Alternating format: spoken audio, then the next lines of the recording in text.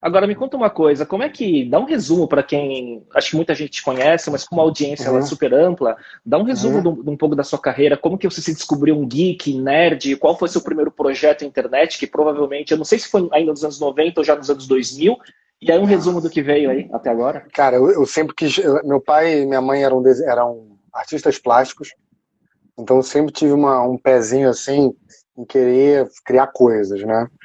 E aí, quando eu fiz 18 anos, o meu pai falou assim: Bruno, ninguém mais aqui nessa casa pode viver de arte, porque afinal de contas, né, no Brasil é um negócio meio sofrível, cara. Então eu fui cursar marketing, que era um curso super novo na época, em 95. Eu precisei começar a trabalhar cedo, cara. E de repente eu fui parar numa empresa que era uma empresa de marketing no Rio, uma das primeiras, assim, que até tinha um nome de marketing no nome, né, chamada Mantel Marketing. E de repente essa empresa que fazia congressos e eventos sobre tecnologia, né, trazia grandes nomes, figurões para falar das novas tecnologias e do que estava acontecendo, que já tinha coisa acontecendo naquele momento, né? E Da quando eu deparei, Fenasoft, Condex, essas coisas, não era? exatamente, Né? cara, tinha a ATM, a própria Internet World, que era um evento grande, e foi justamente por causa da Internet World que eu meti o pé em internet. Eu era estagiário, tinha acabado de começar a trabalhar, tinha 3 meses na Mantel, que era essa empresa, e o Marcos de atrás, ele trouxe para o Brasil o direito de publicar a Internet World, que era um título americano, né, aqui no Brasil. E aí, cara, foi uma espécie de uma paixão, sabe? Pode parecer piegas assim, mas foi absolutamente apaixonante, porque, como eu brinco assim, acho que a internet cada vez mais é um quadro em branco, né? Então eu comecei a enxergar, cara, que você podia criar qualquer coisa, né? O que você tivesse na mente, assim, a tecnologia não ia ser exatamente uma barreira, né? Óbvio que tinha muita coisa que eventualmente você tinha ideia antes, que, sei lá, agora está podendo ser viável, mas eu fiquei encantado. E meu primeiro projeto digital mesmo, não foi exatamente digital, ele foi analógico, que ele foi uma revista impressa. Essa revista Internet World foi durante algum tempo a principal título do Brasil, né, sobre a internet, uma tiragem de 100 mil exemplares, alcançando 400, 500 mil pessoas. Então foi assim, incrível, sabe? Foi um grande privilégio assim, começar com a Internet World, entendeu? E aí você teve muito contato já com produção de conteúdo, né? E provavelmente também vindo muita coisa de fora. E foi a partir da Internet World que foi o embrião para surgir o IBEST como prêmio? Como é que Exato, foi isso? exatamente, cara. Exatamente. A Internet World, no começo, ela parte do conteúdo era traduzido, né, da edição americana, e parte criada no Brasil, né? Eu comecei ajudando numa sessão chamada Bookmarks, onde eu indicava, assim, os melhores sites mais interessantes da época, né? Então, como ninguém conhecia site nenhum, os endereços eram escabrosos, né? Você não conseguia decorar o endereço, a gente indicava lá. Eu lembro que tinha um site do Chupacabra, um site de não sei o quê, só coisas meio bizonhas, assim. O pessoal adorava.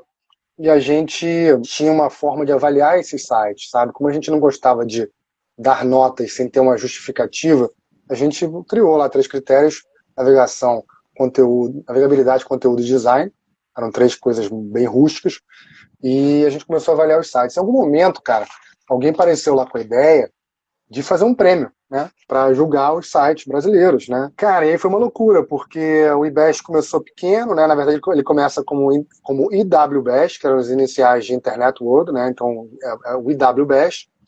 Em algum momento, o IWBEST fica maior que a revista. E a revista ela começou a dar sinais que uma revista de internet em papel impresso é uma coisa esquisita, porque afinal de contas você publicava matéria, aconteceu várias vezes, Léo. Você publicava uma matéria e depois que ela foi para impressão e chegou nas bancas, ela tinha Tá coisas datado. desatualizadas. Um endereço que mudou, alguma coisa que aconteceu, e isso era um problema para a gente. Em algum momento, quando o IBEST fica grande, o IWBEST naquele momento, o título Internet World é vendido para de ouro, e a gente tem que mudar, né? Porque não fazia mais sentido ser IWBEST, sendo que a gente não tinha mais o título Internet World. Aí o W foi embora e virou IBEST. Que ano Mas que era foi um isso? filho. Cara, eu acho que foi 96 ou 7. Caramba, cara. É, a loucura, né? E ainda pré e como inicial de produtos Apple ainda, né? Ou talvez, né, no começo Total. de iMac, alguma coisa assim, né? Total. Aqueles coloridos, né?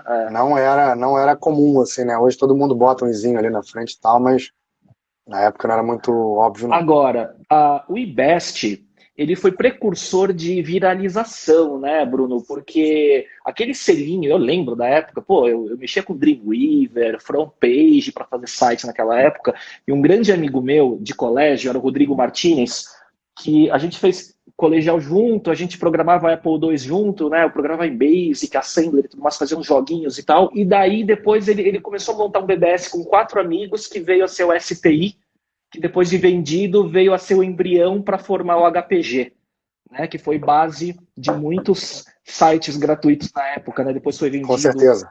Depois foi vendido, né? Exato. Enfim. Mas o ponto é, eu lembro muito o site com aquele selinho eBest, né?